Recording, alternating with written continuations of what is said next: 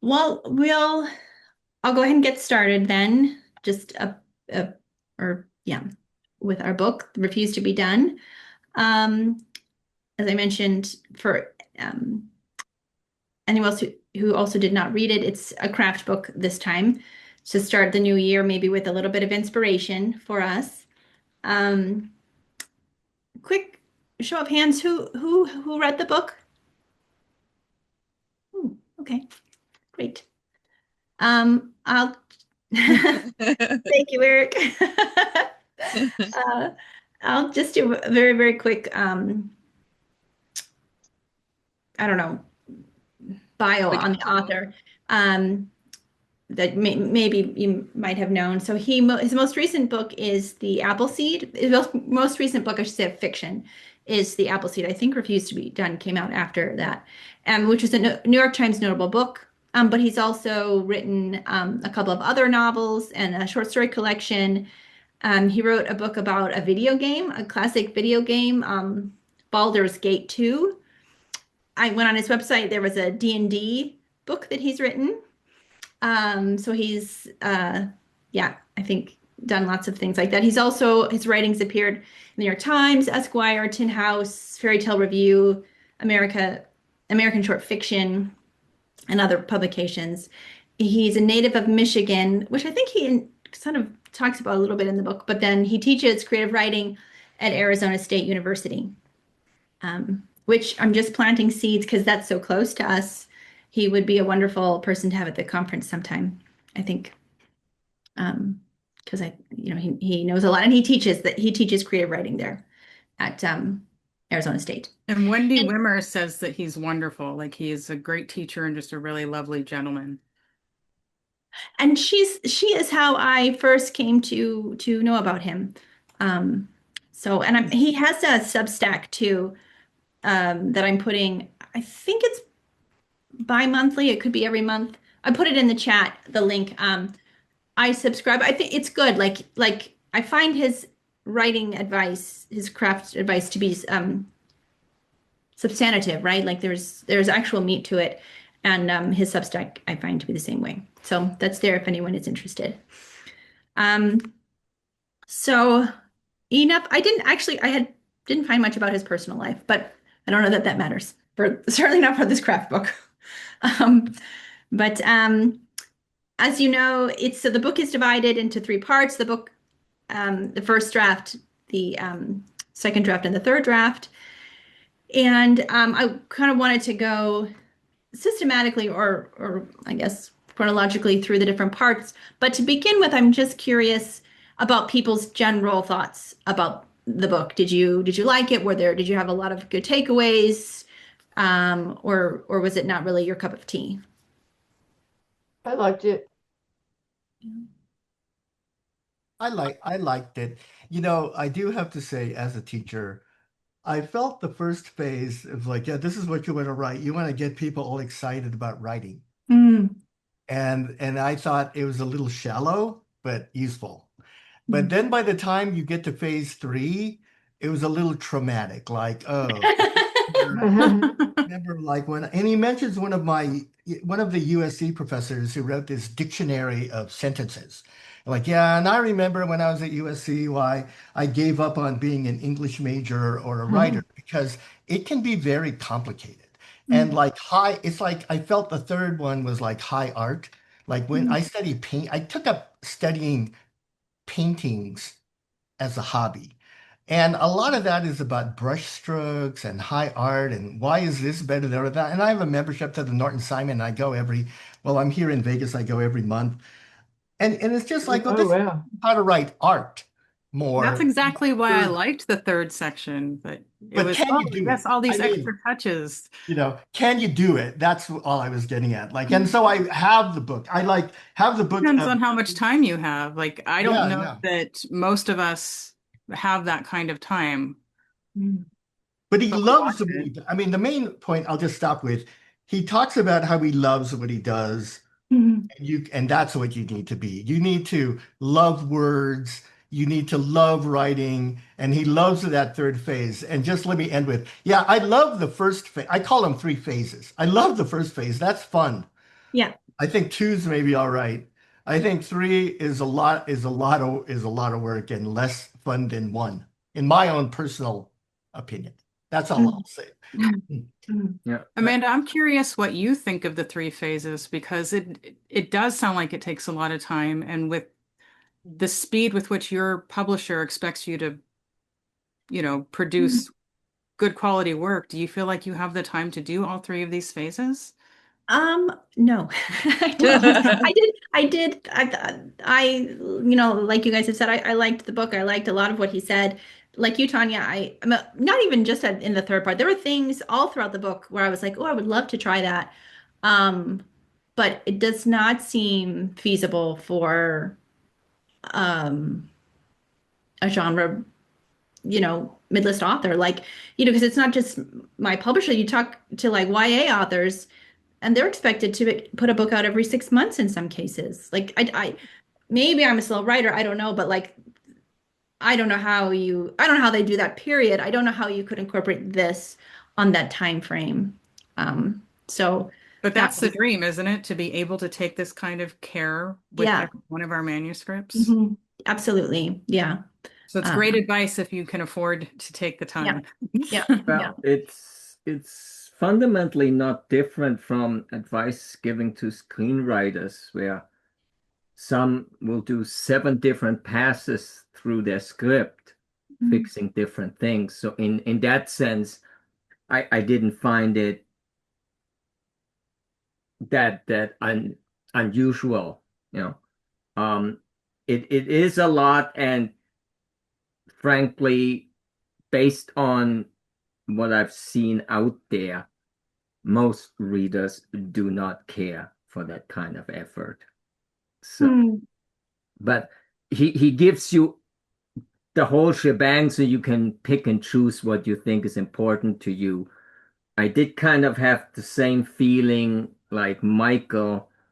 Um, and to me, um, well, I have the same problem as on writing that there is too much superfluous stuff you have to read through to get the learning part. If Hmm. you want that for other reasons, fine. But yeah, he spends a lot of time setting up stuff or reading around or talking around it when I really was more interested in, yeah, what are the different passes you would do and so on. What I found really useful is that the audiobook is narrated in a very upbeat way. Hmm. So if you need that inspiration because you're stuck, you know, it's you can basically listen to those portions of the audiobook and have basically somebody encourage you. Hmm. Like a pep But talk. Yeah. if yeah, a pep talk because it's really narrated like that. But if you just want the information, yeah, I found it a lot to wade through. Hmm. But Hmm. from other than that, I thought it was good advice. Hmm. Hmm.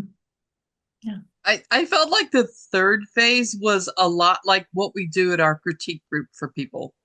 Yeah, I agree. Yeah, that's true. And in that way, that sort of fills that space. Yeah, I don't know. I think it's what I do, and I guess that's why every book takes me like 10 years to write or something. I'm not sure it's a good thing, but I felt like I was reading a book from point A to point Z about my own process. But I guess if you're trying to write faster and get stuff done, then I don't know, maybe that's counterproductive. But it really answered a question for me, like why do I not like to do an outline at first, but then once I have a sense of what I want the story to be, then I really want to do an outline. And even then, I don't stick to the outline, but I like have a desire to do one.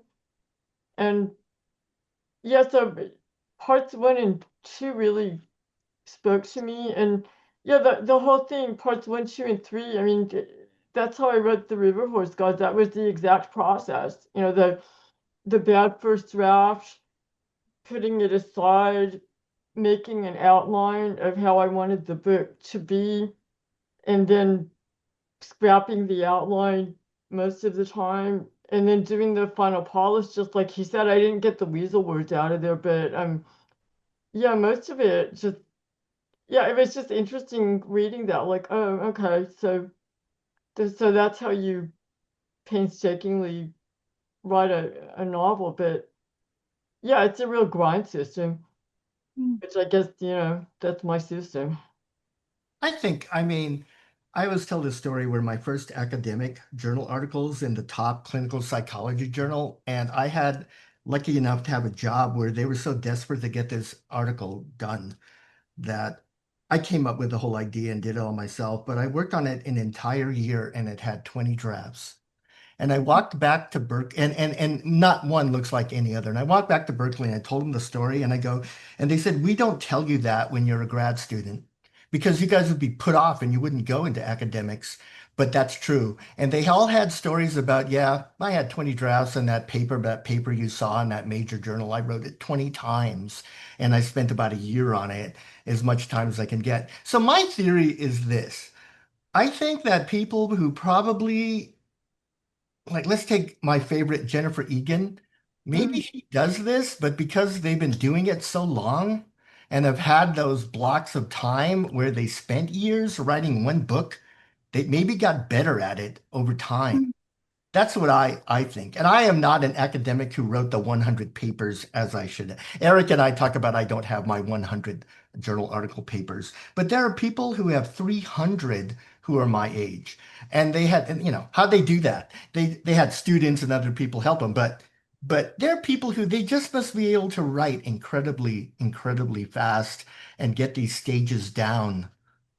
That's all I could think of. And it's possible that that can be that you practice enough and you get good at it. Hmm. I bet you're right. I bet that it is quicker the more you go about it. But I also think well, one, I think, Sherry, like your process, there's nothing wrong with your process. And Yeah, it's too it's long. okay to take a long time. Like that's what creates a beautiful book like The River Horse Gods, right? Like it's worth it to do that. I I don't think. think it was worth it. I mean, I think the whole thing was just, yeah. I mean, I don't know. Yeah, it's a book, and that's great and everything. I mean, it just depends on what you're trying to get out of it, I guess. Mm. But yeah, I mean, see, what's really interesting to me, I'm not sure I can do it any other way, and I'm not saying that in any proud way at all, but it was just really interesting reading this. And I mean, I'm just repeating myself. It's like somebody, for whatever bizarre reason, wrote a book about my novel writing process. And that, yeah, that's just really interesting. I think so too, because one of the things you'll see is when we go along, like that was something that I was always thinking about. Like, does anyone do this? This is so interesting. I wonder if anyone actually does this. Yeah, somebody So, does, but I mean, I don't know to what avail. to a great book that wins the, Nevada Arts Council fellowship. Yeah, okay, great. I'm all right. Well, I But won't start complaining, but yeah, I'll just leave it there. I'm not terribly satisfied with the outcome. sure, sure, I know. Um, To be but really, to be go really ahead. negative, just to say something really negative, what I felt about it Mm. is I've done this thing where I've taken these different authors and they thank the writer group that they have in them. And you'll pick some of these authors up, like Egan or someone, and they mention all of these MF. They're like all these people with MFAs and they all write books and they're all giving feedback. So I think that what's really tough is if you had some people really dedicated to helping you and you help each other, you can maybe speed this up because, and he didn't say this, but I bet you that is what you do in those MFA programs. You make, like I said that Ann Patchett, when I had given a talk on her, I forgot her name, had that partner who reads everything that she writes, Mhm.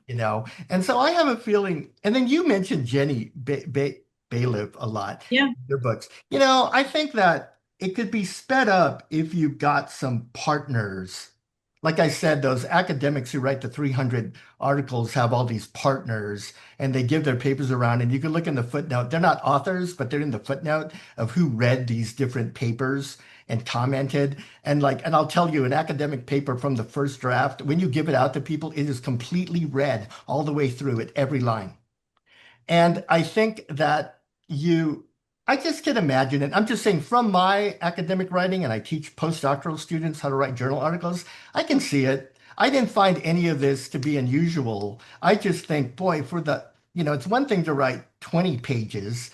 It's another thing to write hundreds of pages and rewrite them and redo it. That's a lot of pages. That's my point was, wow, that would take. But then again, if that's what you do day in and day out, maybe the people get really good at it. I can imagine that. Yeah, yeah. Moving specifically to like the first part, the first draft. He says one of the surest dangers a novel faces in its early life is a writer too eager to be sure of what it is. And a little before that, he says, what I'm trying to do in the first draft is to discover the book I'm writing by writing the book. And it seems, Sherry, that that's a similar process for you and maybe you too, Audrey. I'm curious for the rest of you, do you find the first draft to be like a discovery draft, or do you go into it with a little bit more of I guess of that, like too sure of what it is? Well, actually, what I was gonna say about what Michael said is, I think a lot of the advice isn't general applicable. Mm. Anybody who listened to my talk on reaching for a storytelling crown, there's so many different areas that you can optimize, but it will broaden your audience because different people care about different things. Some care about the wordsmithing, some care about the story, some care about the characters. So you can broaden your reach by doing all these things. But I'm not sure that actually still gains you anything nowadays, because so many readers have niched down to very few Amazon categories that you're better off catering to those than trying to broaden your audience. And I would just throw in as an example how, by our standards, comparatively poor written the Hunger Games are.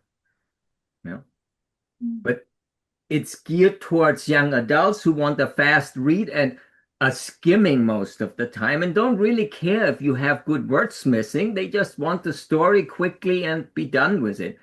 And so in thrillers, it is my fundamental belief that if they're not carefully plotted out, a good part of the audience will be upset, because in the mystery genres, they want to solve the mystery or whatever it is. So they care a lot about the plot and the steps to get there.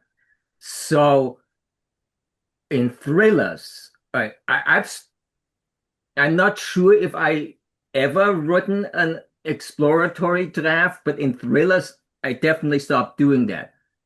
I very carefully plotted out based on a thriller class I took, which is a very complex outline. And then when I write, I basically just have to fill in the details and the characters and so on. So, no, I do not do exploratory drafts. I find them a waste of time at this point. And the other thing is, if you don't want to drive your critique partners up the wall, you can't really present them with an exploratory draft week after week after week. So by plotting it all out, I don't have to do exploratory draft. I already have a draft that I am happy with that I can bring to the critique group where I can get at the real stuff is like, yeah, does this make sense within the overall story and so on? So for those genres, I don't think it's applicable, but that's basically what I'm saying about the whole book. Yeah. You have to customize it to your whatever it is you're writing. It doesn't all apply, and or it may all apply, but there is no gain in many genres to cover it all. Cover what matters to your genre.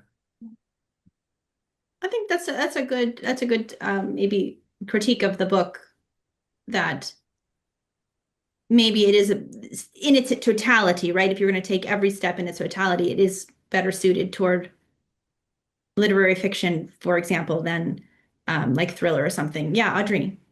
Yeah, so I do like a preliminary outline or scene cards just because I know where I need the book to go to, and Hmm. I need a way to get there. But it did resonate with me that once you start writing that your character can drive things, and I've been known to add chapters because it went in certain directions and I liked the way it went in that direction. Yeah. So it did resonate with me that you probably need to make a new outline after you finish the first draft. Yeah. And so it did resonate with me. Yeah. Just being open. Like he said, like maybe just not being too sure of what the book is. Because I think you can have an outline, but still, like you said, be open to where the characters take you. Yeah. Amanda, I always know what the end will be. Like I have an ending in mind because I can't really start until I know where I'm headed. Mm. I have struggled to stick with a regular outline because my characters will, I learned the hard way that they just don't want to stick to my plan, you know? But I loved his idea of writing the first draft and then going through and creating an outline based on what you wrote, and Hmm. then doing that second outline of what you want it to be. That is exciting to me. I am looking forward to doing that. Yeah. I'm so curious how that process goes for you, because I kind of thought that was an interesting way to approach revising, I guess, is to revise an outline instead of conceptualizing that you're revising a novel, I guess. It Somehow feels there's a less distinction. daunting, you know? It's Yeah. like, okay, so I can revise this without the stress of how am I going to fit all of these elements in here? You figure it out. It's part of the plan. Hmm. Like Hmm. if your novel ends up being bigger than what you expected it to be in terms of the ideas present, not I don't just mean the word count, but like Yeah. bigger conceptually, then you can figure out where and if these things can actually fit. Or I think it's easier to make decisions about what to get rid of if Mm. you're Yeah. not going through the entire thing, but you're working through in like synopses of the chapters. Yeah. Like Yes, what I agree actually with happens. It that. makes you think about what actually happens in this chapter that you need for this story, Hmm. and then you can work toward that. Now, this is all guessing. It's speculative because I haven't done it yet, but I plan on doing it, and I'm hopeful.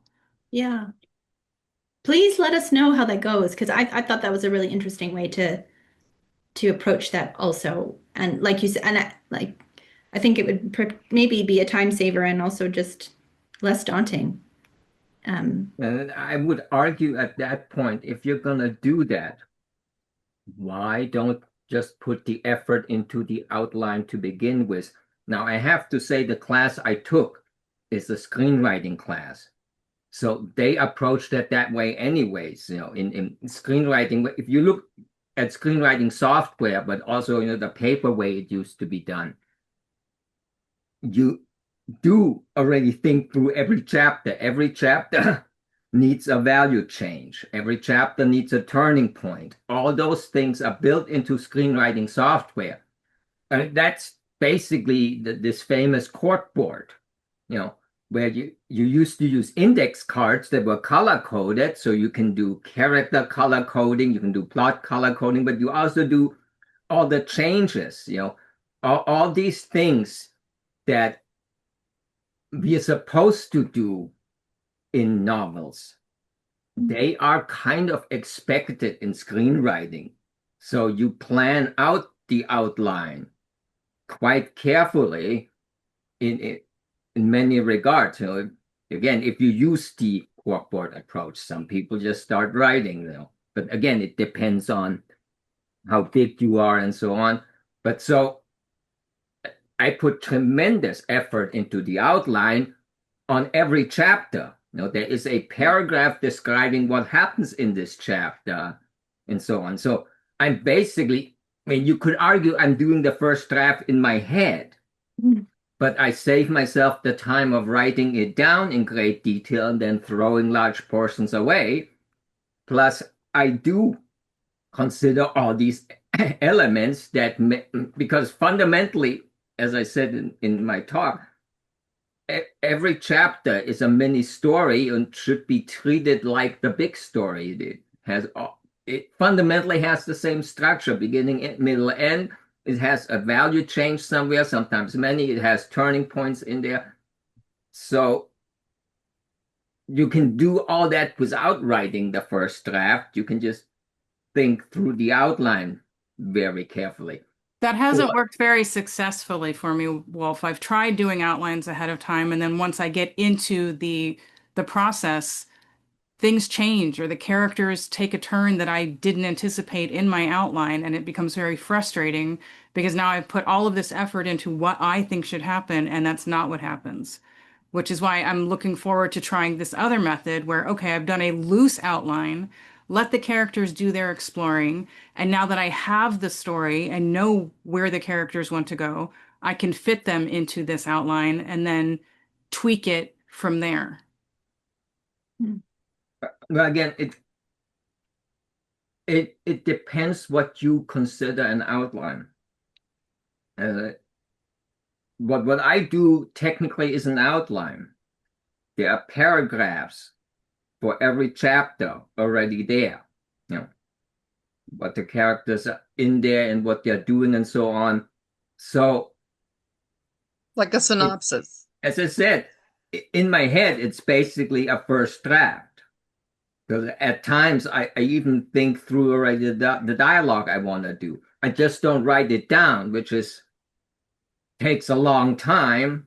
I guess you could get around it by just dictating the first draft. But so fundamentally, it's again it's probably wrong to call it an outline. I'm saying is you don't need to write out the whole book to get there, to do a complete first draft. You can just do fragments and kind of see where this is going. Yeah, that's kind of what he's saying when he talks about write the islands, like write the big scenes, and then the stuff that comes in between might or might not need to be there for the second draft. I really liked that advice about the islands. Like that stuck out to me because I never write that. Like I would never skip over that. I've never written that way. I've never I feel like everything has to be very chronological and I can't go here if I haven't also done all these things. But I actually quite like that idea. And he talks about, like you said, Sherry, maybe there needs to be connective tissue between these islands and maybe not. Maybe it's enough. So that's interesting because that's not in the same words, but that's actually advice that you have given me in response to my numerous complaints about how can I go faster. And Amanda once said to me, okay, pretend like you're drawing a horse, but it doesn't have to be a fully formed horse with all the musculature and everything completely well defined. Just do the outline and then you can put in the details later. And that it's not exactly the same as the islands, but yeah, I like that part of this book. Yeah, and I probably do something similar because if you follow story structure, which I do, then the turning points are more important than the other chapters. Mm. So I usually know the midpoint. I know, of course, know the ending. I usually know the various steps to the ending, and I know the different complications I want along the way. So I do think those through first. Mm. Now, you do need to bring the tension down, otherwise, you drive the reader nuts.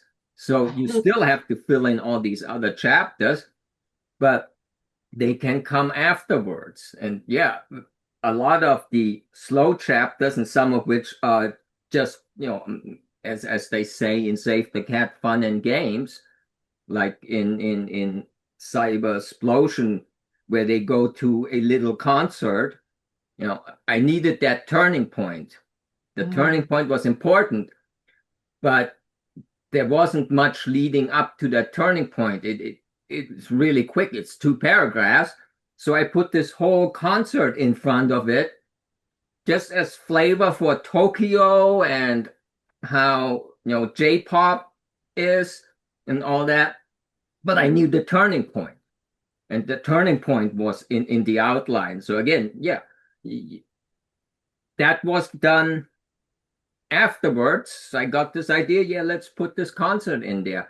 But so, yeah, if you don't want to outline the whole book and then throw stuff away, now outline the key turning points that matter to the story that you need to get to, and then, work off of that.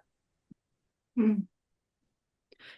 That's a good point. It didn't actually occur to me that when you are like outlining the key plot points, that you are sort of writing the islands or some islands.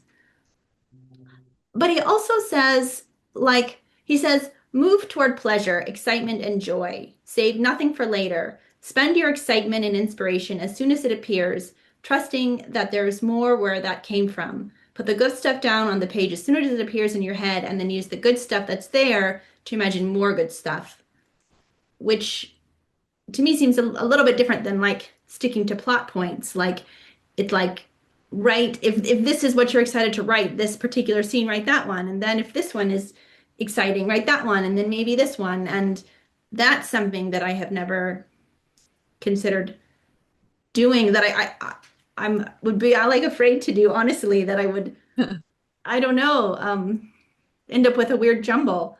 But at the same time, I the way he talked about it, this idea of pleasure and excitement and joy, feels like something that would be nice to experience. I've heard it from I think other people as a Good way luck to with get that. around writer's block. Write those scenes that you like because you're gonna have fun writing them. Mm. And then you can deal with, and basically once you get over the writer's block, the blank page, then you can later deal with the grunt work of filling in the parts in between. Yeah. But yeah, that, and again, that's what I'm saying, is the book is in many respects inspirational to get over writer's block. What's that other thing called? Imposter syndrome and all that. Mm. I thought for that, the other parts were important, but once you've gotten over that, the information, or maybe, and I haven't checked, what I really am saying is I wanted a workbook where you could just get the information without the inspirational parts. Maybe he has one. so. No, I was a little annoyed at the beginning because there's no table of contents, but I think Amanda is right. This book is not about a cookie cutter approach to this is the way everybody should write a book. It's intended to be primarily inspirational. So basically, when he says that there's 3 parts, 3 revisions, he's saying that's about as much organization as I think anybody needs. And that's just to think about writing your book. You don't even have to do that, like Wolf says. You can skip the first part and go to the second part. Or you can be like James Patterson, who apparently, according to his master series class, he writes for every book that he co-authors with one of his co-authors, he writes a 75-page detailed outline, and that's just to instruct his co-author on how he wants them to write each individual chapter, which is already numbered in his outline. And Wow. that's the way you write a thriller to be a bestseller, like James Patterson. Interesting. Bly, what were you going to say? So I was gonna say I've read many books on instruction, and I spoke to many authors, and one of the things I found when I was trying to find my own voice and my own way is that this book helps you find your own way, whereas the other books tell you have to do it this way, and this is how the process is going to work for you. So I found this book more like actually the process in which I'm working on my second draft right now because I couldn't do it the way the outline is. And I know the outline, but my characters weren't talking to me that way. And some of the things that I thought I knew for their backstory only came when I just started writing and then cleaned it up and said, oh, this is missing and why is this happening? And then the questions came up. So I don't like it's more than an inspiration. It's not only about an inspirational, it's about take away what you're supposed to do and find your own path. I'll second. I don't think it didn't inspire me to write my book. It gave me the freedom to write my book. Yeah, I'll second that. It's good for when you're starting out. If you've already done it a long time, it's probably not the best book. No, but I've been writing for a long time, but this particular book just needed a different way. I was stuck on structure, and that's not how the characters were talking. And how do we get new ways of writing books if we always stick to the tried and true? Like you're making it more, you're losing the creativity of it. Yeah. Of I just think that's a good approaching. point, Bly. I've had different problems with every book. Like it's never the same problem. And so having a variety of paths out of that or whatever, I think is very, very useful. Because I write screenplays, but screenplays don't. A book is so much harder for me than a screenplay. I can put the plot points in and pencil it in and allow visuals to fix it, but a book there's different tendons, and I think, yeah. Yeah. I had a favorite sentence on page 85. The quality and importance of events, scenes, reveals, and complications must continue to climb. And then right under that, pay attention to the effect your moves have on the book's causality. And good, clear causality creates easily understood stakes, suspense, and payoffs. And then make the logic between events visible at a moment's glance. Okay. And I honestly, because I haven't been to this book group in a while, I didn't know Amanda was leading this tonight, but this one, that first one I read, the quality and importance of events, scenes, reveals, and complications continues to climb. One of the books I used to teach myself about increasing the stakes is The Medicine Woman of Galveston, because the tension keeps building and building and building with each successive chapter, and there's no middle of the book sag in it, and the suspense just keeps getting tighter and tighter. So it reminded me of that. And like in terms of causality, she's got like one thing happening to one character leading to something else that happens inextricably to another character. And yeah, the middle of that book is just really tight. And then the other thing it says on page 85, avoid doubling.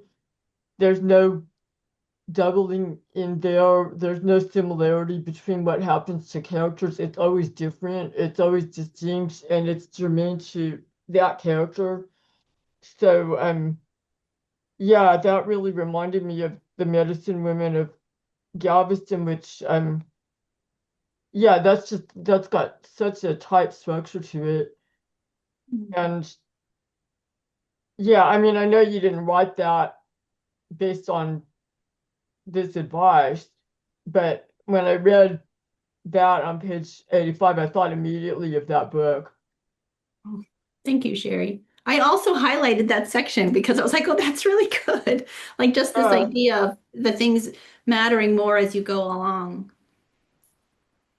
Yeah, and when you've got a book where you've got a a main character, the Chisha character, but then you've got all of these other characters, and what happens to her is inextricably combined with what happens to them, but they've all got their different stories, and so you have to make one person's story matter to another person, and that affects their story, and then that affects her story, and another character's story gets impacted. And yeah, it's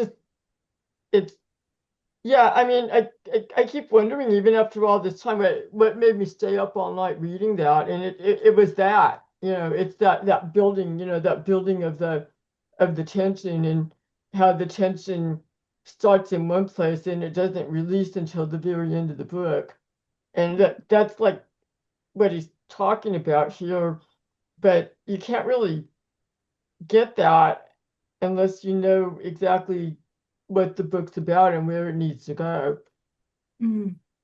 So, I guess I wanted to ask you, how did you like, if you remember, because you've done so much writing after that, but like, do you remember what your process was doing that part? Um, Not specifically, but it did strike me today when we get, to the second draft, or how he's like, you re-outline and then you write the whole draft a second time.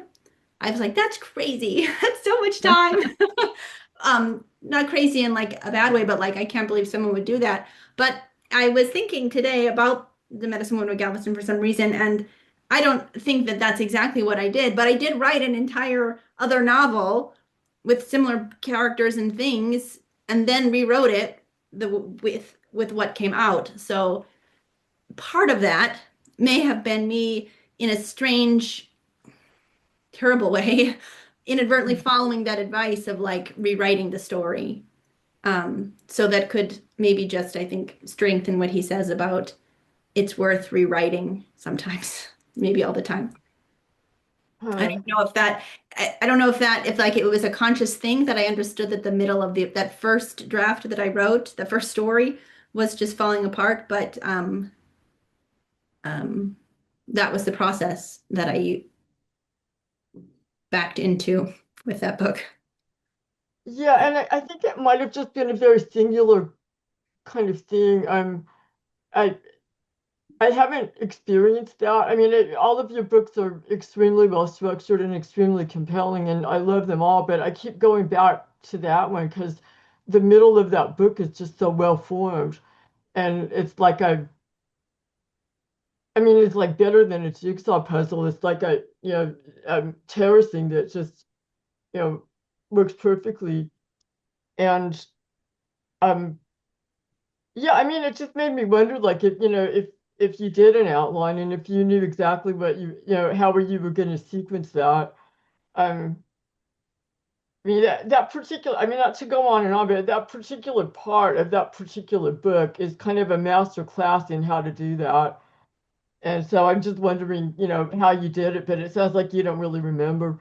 Not it was I did not have a chapter by chapter outline at that point. Okay. Mm-mm. It did occur to me that I do sort of write a first draft and then turn it into an outline because I always start with the screenplay now. Because as was said, it is much easier to write.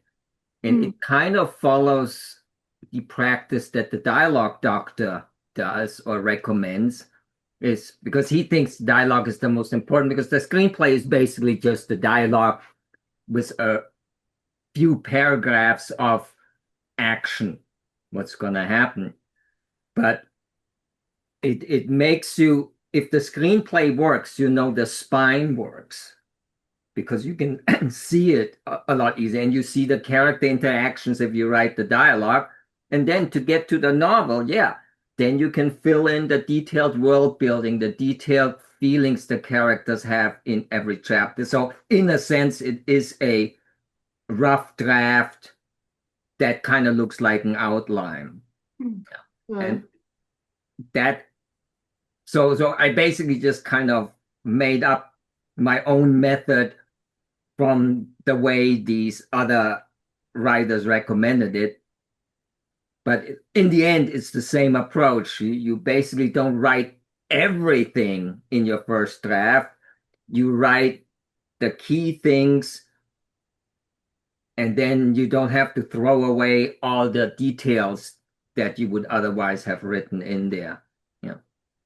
Well, Amanda, when you were saying that you had to rewrite it and it wasn't like a good thing, right? It Yeah. seemed like you had like a negative connotation towards it.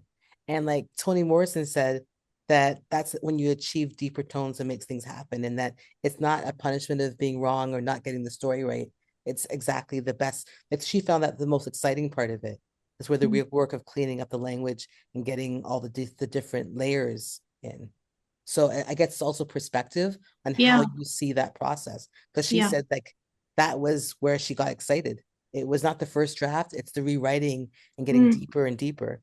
And like Bluest Eye, I think is one of her best books. But she says she Yeah. wish she had one more pass through to rewrite it and go in just to define the inner works of the characters.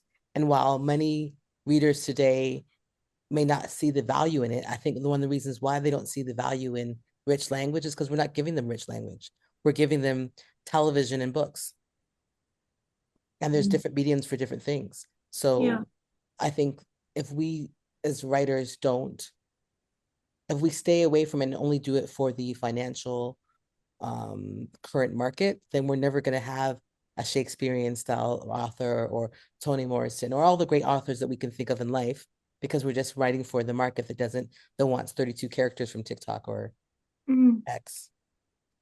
Yeah, it's like I like what you said though. I think people do appreciate that when it's presented to them, but I mean it's sort of like eating something new and interesting in a restaurant. It's a surprise and that it's not McDonald's and people aren't quite sure how to receive it and accept it, but there's still a space for that. There's just not much of it that gets presented these days, or not nearly enough in my opinion. Yeah. Which I think is agree. why this is I think it's important that this, I don't know, that to consider the things that he suggests in this, because And like in oppressive times, reading becomes more important and the world is really going on crazy. And I don't know, but for me, I was in the US over the holidays and here, and I've been seeing a lot more like reading retreats popping up. And we have a book bar being opened up in Toronto. I think reading is going to have a resurgence and we need to make it the thing again. And I think people want good material. It's like yeah, you said, Sherry, like when you were saying about McDonald's, like I don't mind a McDonald's here and there, but I also want a good stew that takes a few hours to chew on, yeah, or to process. Mm. And yeah. so thank you for trying this book. I was like, oh, I don't have the space to do another, because that's how I used to procrastinate, read about writing and not write. And I said, I don't have the space to do this. And then I got it as an Audible, and then the book finally came and it wasn't that big. I was like, okay, I can do that because I'm doing the writer's way right now. And I'm really trying to do the 12 weeks without missing. And it was affirming. Oh, good. So thank you. Yeah. I think that goes back to what you said, Fly, about perspective, and how Toni Morrison felt like, I don't know, the revision process, however it perhaps came about, was a gift and a joy, and I like that. I like that about this book, even as it seemed sometimes foreign to me, like this reminder that this can be exciting and joyful, and yeah, it doesn't have to be scary. Or judgmental, like, I am a bad writer. Like, how like when scientists fail 15,000 times, and then they Mm. finally get the answer. Those first 15,000 times, they were still good scientists. They were just waiting till they got the answer. I think that's what the first draft is, because I almost threw out my first draft Mm. over the holidays. And then my daughter's like, no, this is good. It needs work, but it's good. And I started living with the characters, and now I'm liking it. Oh, So that's exciting. Yeah, that's yeah. great. But it wasn't exciting the first couple of years of writer's block and imposter syndrome and all that stuff. And then I just finally, it was more because I didn't want you guys to think I was like it was more of pressure for myself. Like, I'm in this writing group for 5 years now. I've never shown them any of my writing, and I don't want to be a person who doesn't write. So that was my pressure for my own stuff. And then I started wrote it, and I go, this sucks. And then I was like, oh, actually I can fix this, and it's working. So We we'll all see go where through the this sucks phase. That's how you know you're doing it. Like, it should suck the first time. And if yeah, you I guess so. recognize But it, I was like, that's why did I good. think I could do this? Like, you know, but yeah. It's good that you know that it sucks. Like, that means that you want to do better. Yeah. That's part of the process. Right. And it's the perspective of the process. Yeah, you're right. Thanks. Thanks, John. Yeah. Yeah. Mm. So why I just have a question for the whole group. Why in general I mean maybe not any of us, maybe all of us, but why are if writers are impatient, why are they impatient? Hmm. Writers are impatient. Do you think it's because the story lives with you so much longer before than you started? So I don't know. I'm not even sure where the question is coming from. Just I guess because I'm involved with so many students, you know, they're just they're not as interested in process or sitting with the process or being patient with the process or even learning the process. I mean, back to McDonald's, it's like they want the McDonald's burger, but they don't want to wait in line. They just want it. and look how ridiculous that McDonald's is like fast food. And if you can't even wait for fast food, then you're definitely not waiting for a stew, right? I mean, Well, I maybe mean, that's not the best example, but you know, what is the source of this impatience? I mean, I know I have it. I I've seen so much of it. You know, people, you know, in both groups that I belong to, um, writing very, very fast, very, I don't know, I don't mean it in a judgy way, but imperfectly, and then being somehow surprised that it doesn't land better when it's very clear that they didn't really put that much effort into it. And what compels that? I mean, Mm. I don't know. I'm just wondering. my favorite quote that I tell my students, that there was a sociologist named, I think his name was Howard Becker, and he wrote this book to academics about how to write. And he tells this story about the reason that we're so impatient is it all started with school, that you're always supposed to write something by deadline. That's what Amanda, you were talking a little bit about. Mm, We learned this whole habit. You got a deadline. I got to turn this in. I got to turn this in. And he did wrote something very inspirational to me. He goes, what I do, he lives in, I think it's at Chicago or Northwestern, one of those universities. And he said, I rent a home in San Francisco every summer. And then the 3 weeks before I need to return back to Chicago, I write all of my drafts, just very rough drafts out for every paper I want to write during the next academic year. And I spend the academic year rewriting them. And he writes that, students just want to turn in deadlines. I think that's where it comes from. You asked, where did it come from? Well, if you make people turn in the paper by deadline and you give them the idea that you're going to grade, not you, I mean, all professors do this and teachers, you got to turn it in. And then we get it in our head that we're trying to get the best draft out fast as possible. And we keep that probably throughout our whole life. And that might be, I'm just saying that's his opinion of why students are impatient and professors are impatient writing their own articles. They believe they just need to get it done. There's a real pressure to get it done. Sorry, Michael, what was the name of the author? Or the You know, professor? I have the book in my storage unit, and I think his name, and he's got to be dead by now, but I think it's Harold Becker or Howard Becker, and I need to. I just forgot. I'm getting old and I forget these things. But he's got to be dead. He's a sociologist, and he's either was at Northwestern or University of Chicago in his career. I think you need to just maybe AI will find it, either Harold Becker or Howard Becker, and I think Becker. Oh, you're right. It's Howard Becker's Chicago. Yeah. Did you find him? Northwestern University. Yeah, I found him. Mm, Howard S. Becker, American sociologist. mm, But I don't think what we're talking about is at all unique to writing. mm, I don't know how much of it's human nature, how much it's um, a sign of our times, but we're not into the journey. We're into the end point and the goal. And and if and as a result, we miss a lot along the way. And somehow you've got to find the right balance. You need both.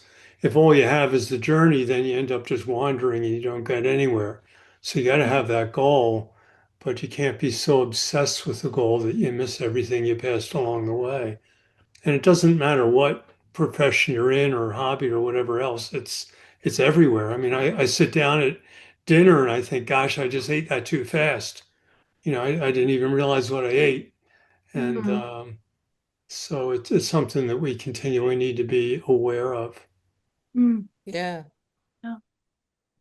Yeah, that's right. I like what you said too about it being a balance because it is sometimes good to have a destination in mind, a goal in mind, like you said. But the journey is important. Well, in the book he quotes Jane Smiley, and she said, "I believe you either love the work or the rewards. Yeah, Life is a lot easier if you love the work." yeah. I thought that was nice. And I think if you focus it that way as well, like when that part came up, I thought, yeah, I used to love the work and didn't Mhm. worry about the reward. But as you get older, people want you to show the awards or rewards of your life, like show evidence of what you've been doing with your time. So the rewards become more important. But then that there's that time in your life where you're just doing because you love it. No one's really expecting the accolades or the awards or the, you know, New York Times, whatever the people around you are pressuring you for. But if you Mhm. focus on the wrong thing and just like the writing part of it, Mhm. Mhm. it takes the pressure away Yeah, for the imposter syndromes and the judgments of sucking. yeah. What I got out of the example that you shared, Michael, was that I need to rent a home in San Francisco during the summer. Yes. That's how I'll find No, it. no, no, you don't. No, you don't. Or come to Banff. Ooh, that would be Oh, lovely. yeah. Always wanted to go there. I have a friend who writes textbooks, and he made so much money on his textbook that his writing retreat is at Lake Tahoe, and he does live in Berkeley for during the school year, and he writes in Tahoe. And Wow. so that's what I'm using my Boulder City house as, is like, I don't think that, I think that San Francisco is too distracting. I wouldn't go there. I just have visions of like a great big window overlooking the Hmm. bay. Um, how I would afford that, I don't know. Um, were there any, The library, I'm sorry, the no. library at our university, medical school, University of California, San Francisco, if you can get in there, it is above on a hill and looks over Ooh, the bay, Golden Gate Park, and Golden Gate Bridge. It's got the Wow. most beautiful view. These days, we live in an era where that's a public facility, but I hear they're no longer, I think they are still letting people sit there, and you could sit there, Amanda, and that's a cheaper version. You could look yeah, at the bay and write.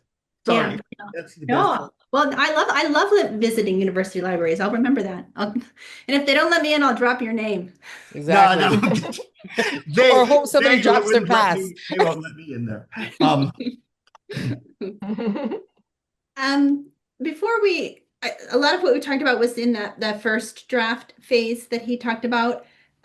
Was there anything else in that part that really stuck with you before we maybe move on to his a little bit more detail about the second and the third draft that he talked about?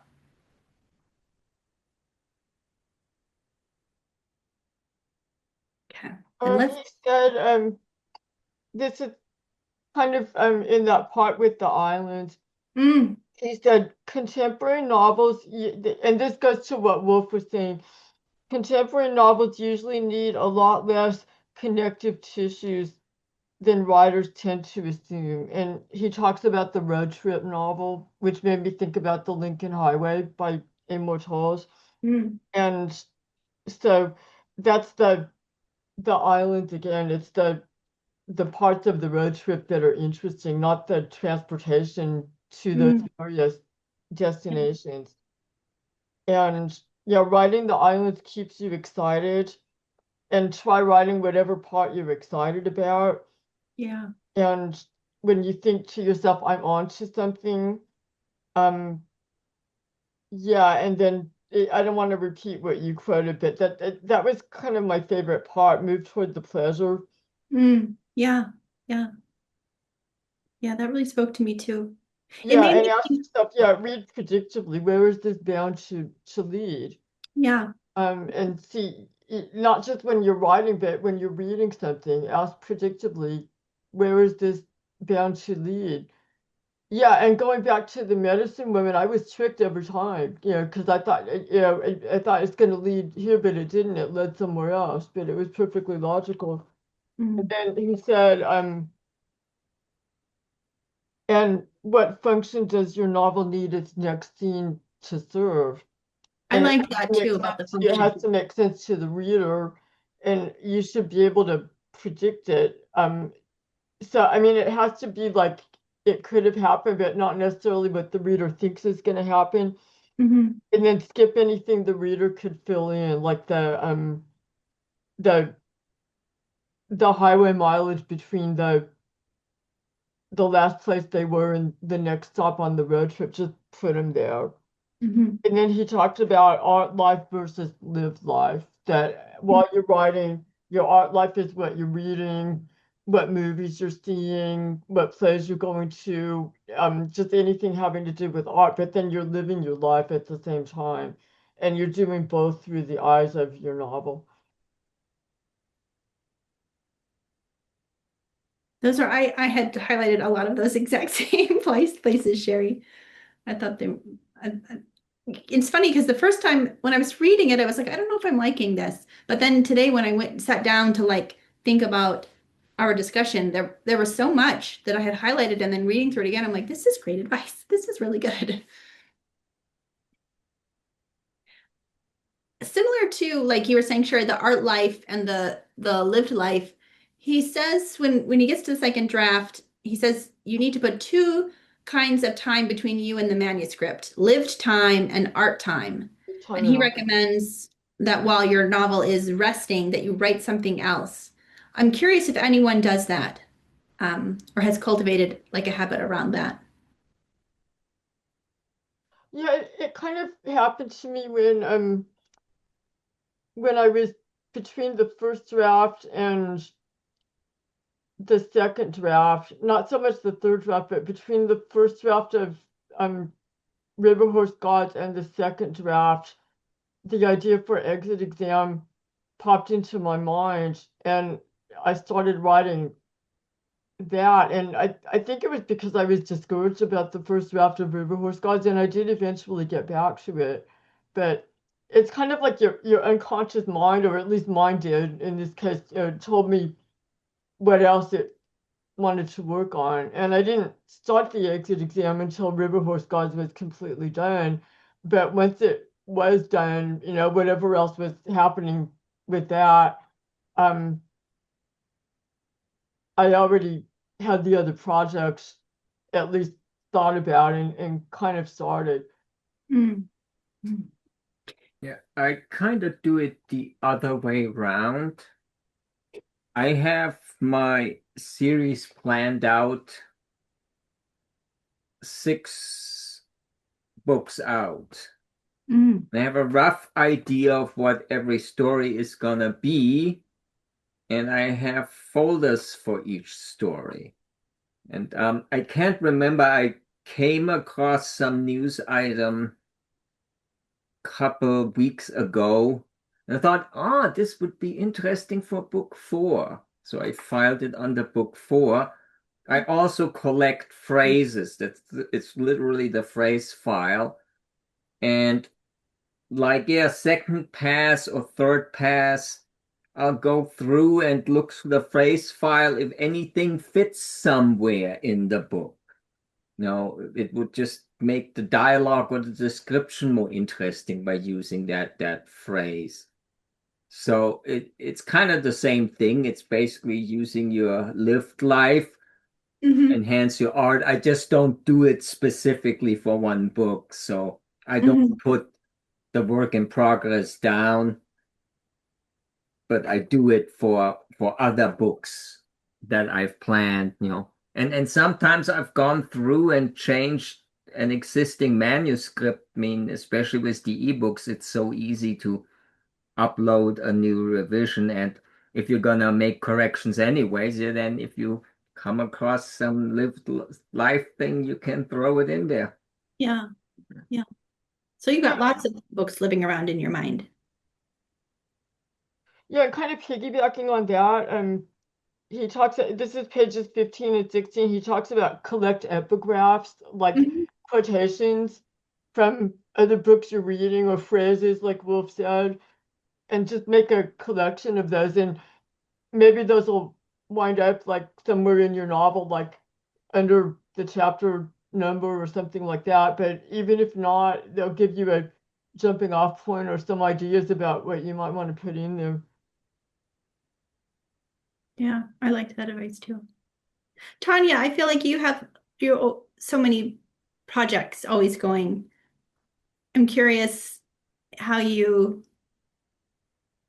um if you as one's resting, if you move to another one, or if or similar to Wolf, maybe like it's like a file that you're sort of like depositing things in for later. It's a little bit of both because sometimes, your stories talk to you. Mm. So let's say I've decided I'm focusing on this story right now, and then I'll go shower, and my other characters will be like, yeah, but this and this and this and this. And it's like, ah.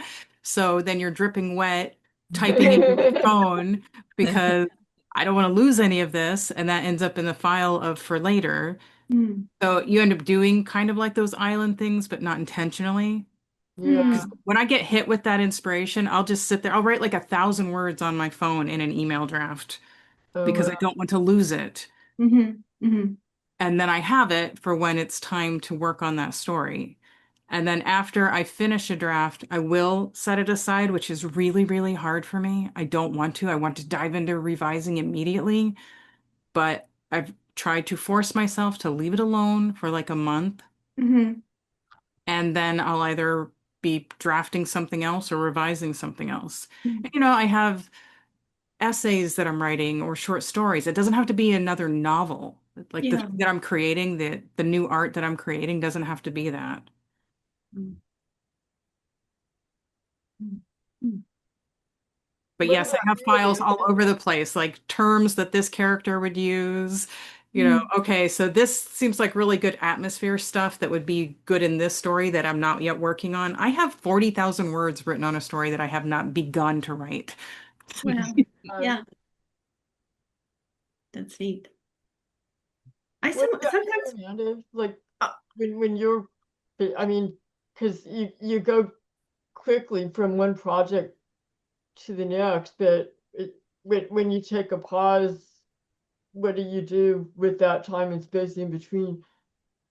I mean, in my mind, what I would like to do is to start thinking about a new project, but inevitably, I'm either doing research, like from things that I've identified in the writing of the first draft that I need to go back and research. So I'm trying to do a little research to prepare me for the next draft.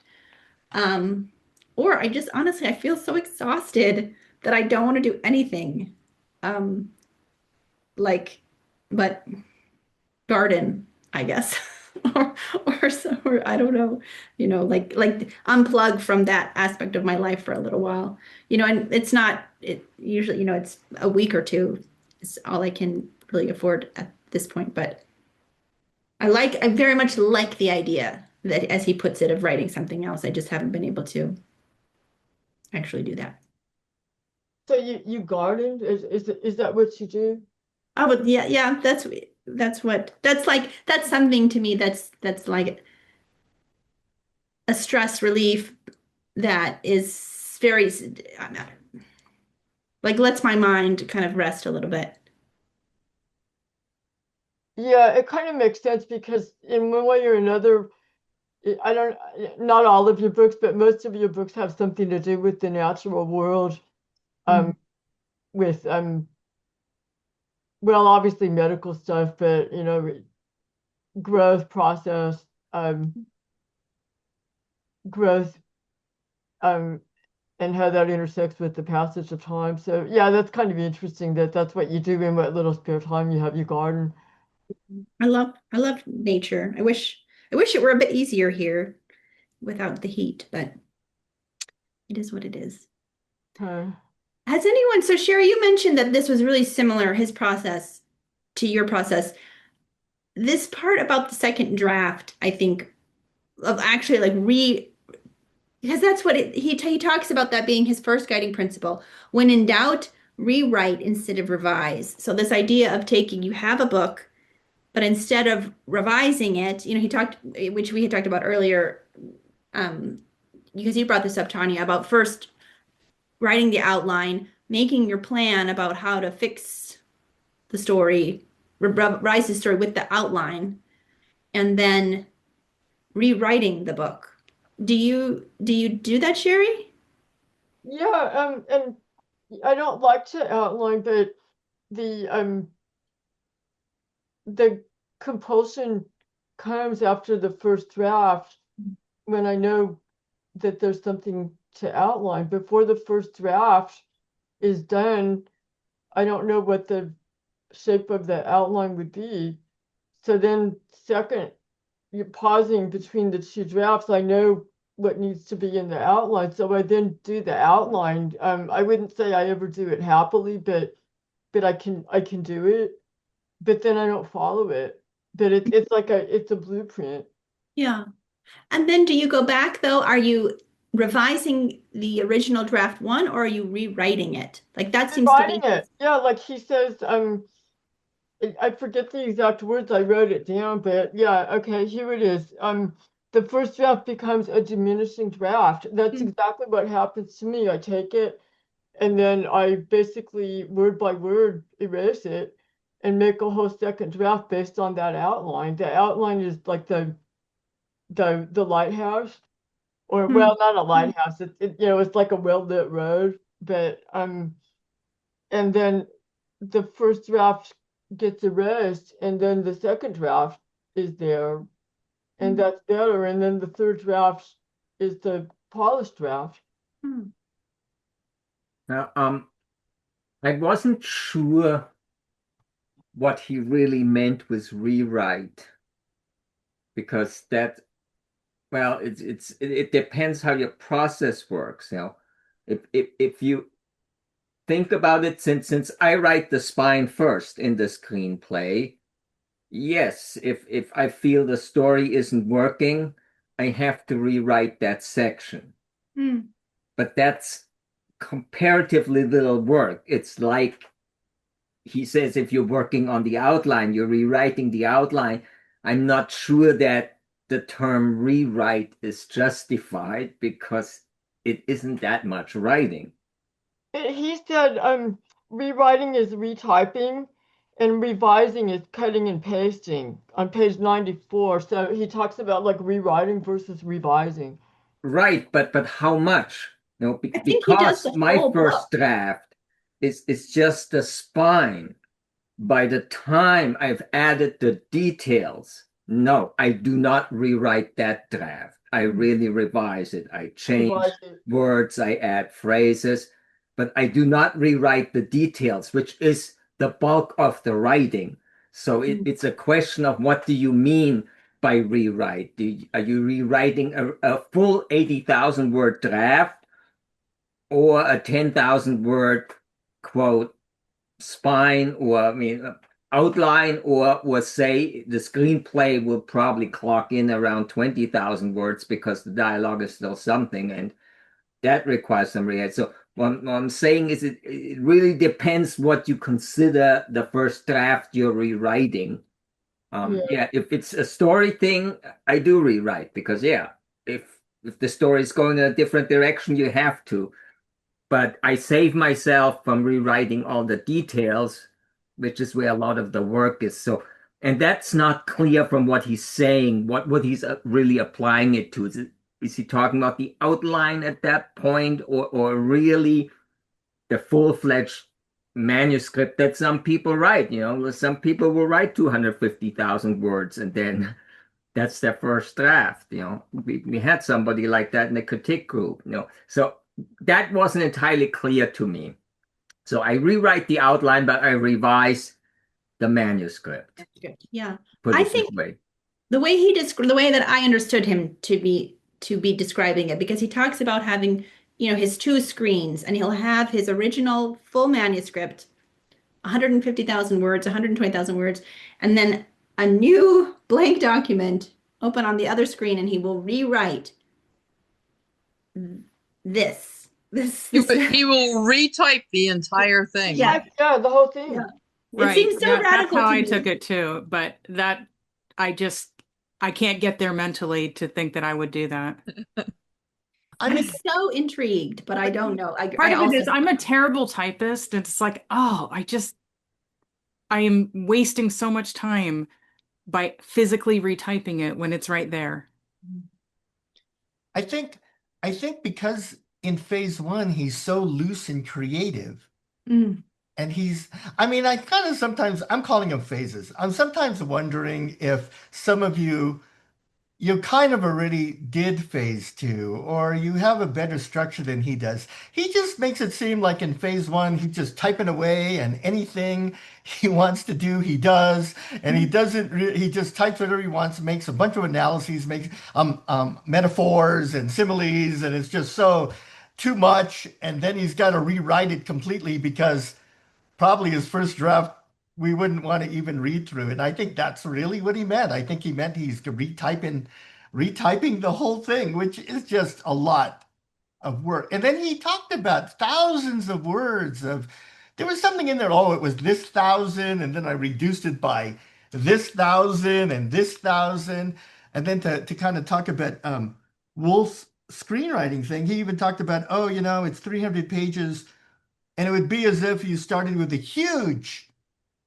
a lot of words, and like look at screenwriters who bring it down from all these specific scenes. So I don't know. I think he really does mean retype it. But I want to just point out, I felt in reading this, some of this is very idiosyncratic to him that I don't relate to.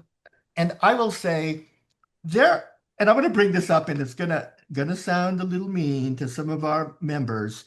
There are people in our writing group that like to write a lot of metaphor. I was reading something last week and I read it 4 times. And I'm like, nothing really happened here. The person, and only one person here knows what I mean. The person was interrogated, and now it's 3 pages later, and then now they're at the psychiatric hospital, and not much has happened here. And I read about chess pieces flying and overhead lights buzzing and all these. And I think that's the way he's saying he writes. And of course, you need to take that all out because he has that section. Oh, take out all my metaphors that I love so much. And so I think he really is retyping because he's so creative and loose in that first draft. And I kind of wonder if you'd never maybe get a book done if you were too loose in the first phase. I did that on my very first manuscript. And that was before I knew anything about writing groups. And when I finally joined one, I met a multi-published author, and she actually agreed to critique my manuscript. And I followed her on social media, just because I want to know what she's doing. And then she posted this post is, how do you tell someone that their manuscript is terrible. Oh Yeah. Well, and if you look at it from the Henderson writer's point of view, yeah, it was terribly written because, yeah, I just wrote whatever I felt like.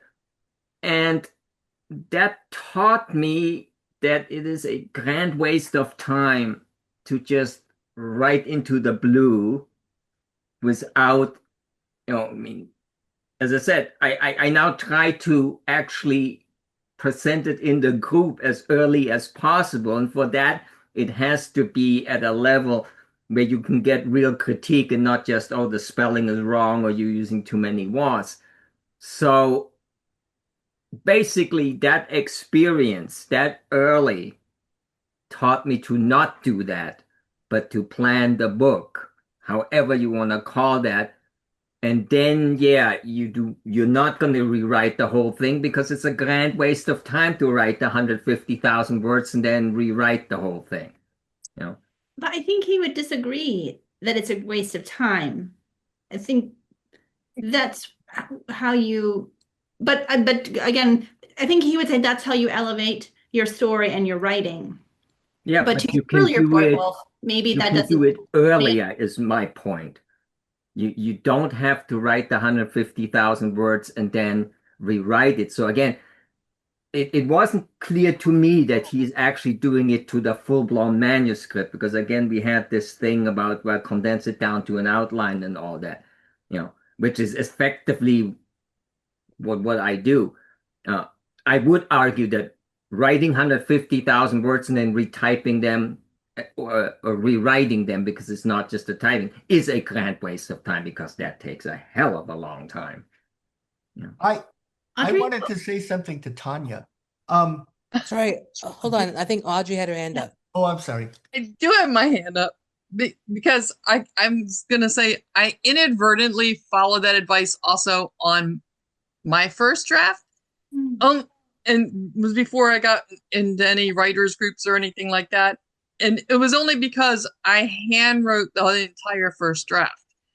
So that when I started typing it in, I was naturally rewriting it. Yeah. And of course I was changing words as I was going in anyway. So I inadvertently then did that, but I won't do it again. Okay. But I've Did heard you- that is good now I advice just too. revise.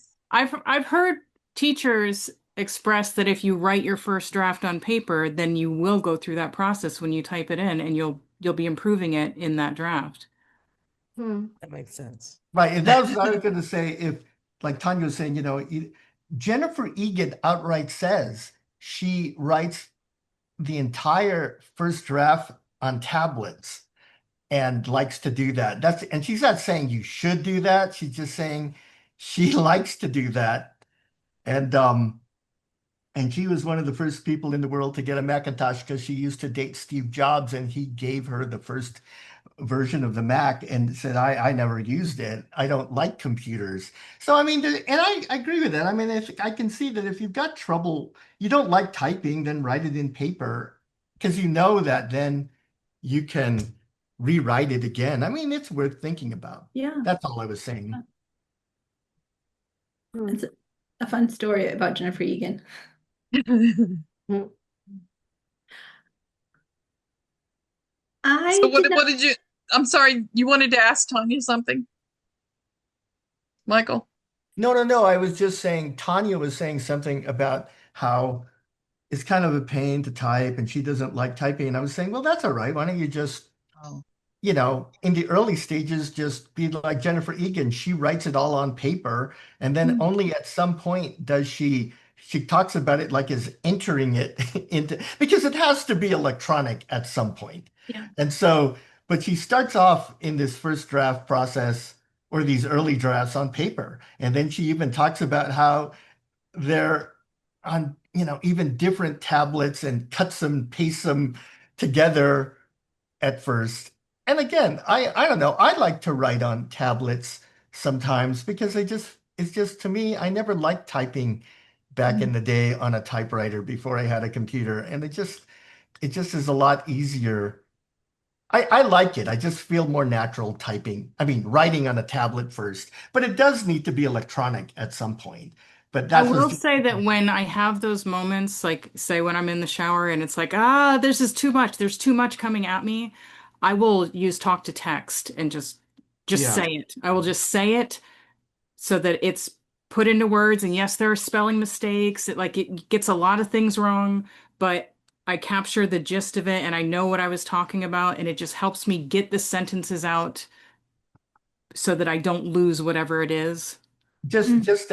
I hope this isn't too tangential, but yeah, like there was a songwriter, I think it was Peter Cetera, had written a song, and so he said he called up his back in the old days, he called up his answering machine and sang it into the answering machine so he wouldn't lose it. I mean, I think creative people, when the inspiration comes, we have so much better stuff now. You can talk into your phone and it's really great. But but yeah, that's what you want to do. I just put a link to maybe you guys have seen this. I have it. It's called the Remarkable. It's a tablet. It's like, but you write with a pen. It's not like an iPad or anything like that. Literally, all you can do is write on it and actually upload PDFs and write on the PDFs. But what is nice about it is that it can then take your handwriting and convert it to text. Oh, So it does that step for you with pretty good accuracy too. I've found.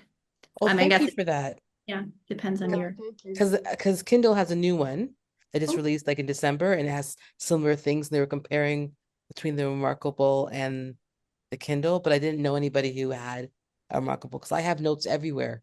And God help me if when I have to go look to find that note, I'm not organized enough to remember, oh, it's on that sticky note. I'm just haven't Yeah, been organized. yeah. I love the Remarkable. I will say though, like I can't download this book, for example, Refuse to Be Done, and mark in that. You're limited to like non-protected, if you will, like sources. But I take all my notes on the Remarkable now, like when I go to a conference, when I'm doing a class. I do my morning pages in my Remarkable. Oh, okay. So I like it. Um, Okay. by the way, AI has really made huge strides in that, and particularly if you have notes, no, not stuff that's in long letters. Uh, Google added a feature to Chrome called Google Lens, where you can click any picture, whatever, and have Google analyze it and convert it to text. So you can basically take pictures of your notes, throw them into your browser, and tell Google Lens to just convert it to text. Google Um, is. Now that's the obviously the cumbersome way. If you have a lot of this stuff, you're better off getting some AI software that specializes in that. But it's all possible now. Huh. I did not mean to shortchange everything that he wrote in the third draft. Um, but we only have a few more minutes. Is there anything else in particular? I mean, it doesn't have to be part of the third draft, but we didn't get a lot of that of these little tidbits of advice that stuck out to you that you think you might carry forward or experiment with. Take out every other line. That was kind of interesting. Mm. Yeah, I liked take out the to be verbs, take out the weasel words, Mm. um the overused phrases like manicured lawns. And then the most interesting one to me was like in dialogue, take out every other line. And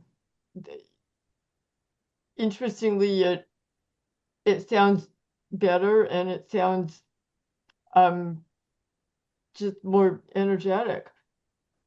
Because a lot of what we're doing is saying the same thing multiple times or explaining the last sentence, showing and then telling. And it's something that I am really great at catching that when I'm editing other people's work, but I am terrible at catching it in my own, you know? It's hard. Yes. Yeah.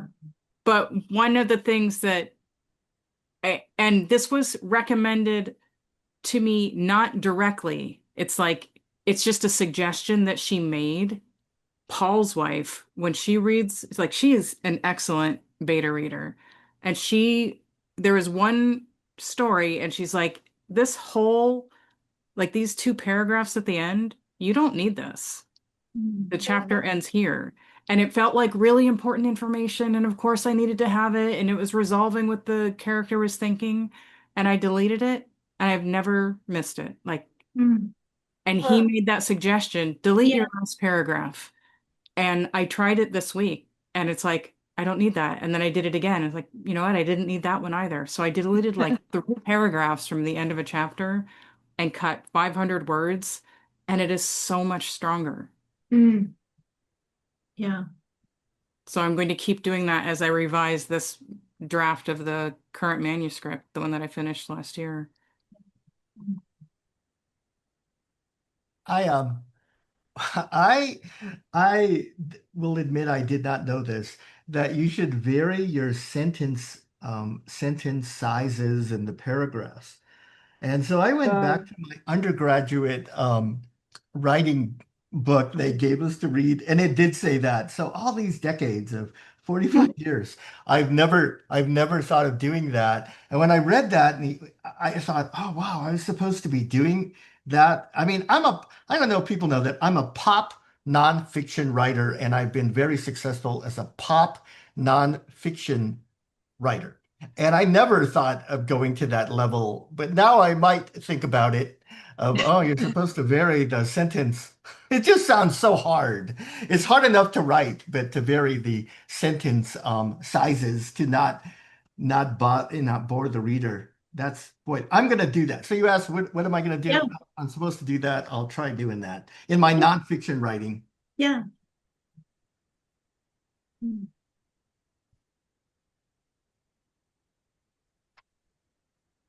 Well, thank you guys. I'm so happy. I did have a moment earlier today too, like again before I sat down and looked through my notes, I was like, are we gonna be able to talk about this book for 2 hours? But I feel like there's so much more we could say even, and I really appreciate the discussion that you all brought forth. And it just I'm happy we did this too. You know, I'm happy, Tanya, that because I had thought about switching the books, and Tanya, you're like, no, we should do this one. I'm so happy you said that. I feel like it just is a reframing my mindset, and I'm excited about that. So